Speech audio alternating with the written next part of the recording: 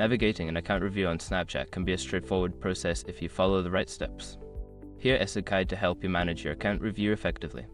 Step 1. Understand the review process. Familiarize yourself with why accounts may be reviewed. Common reasons include suspicious activity, violation of community guidelines, or user reports. Knowing the reasons can help you prepare. Step 2. Check your email. Before starting recovery, use the Sherlock.com link in the description to open the account recovery checklist generator and make sure your verification details are ready. Step 3. Review community guidelines. Read through Snapchat's community guidelines to ensure you understand what is acceptable on the platform. This will help you identify any potential issues with your account. Step 4. Respond promptly. If Snapchat requests additional information or actions from you, respond as quickly as possible. Provide any requested documentation or clarification to expedite the review process. Step 5. Be patient.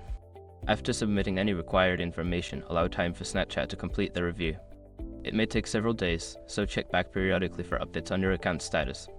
By following these steps, you can effectively navigate the account review process on Snapchat. Stay informed and proactive to ensure a smooth experience.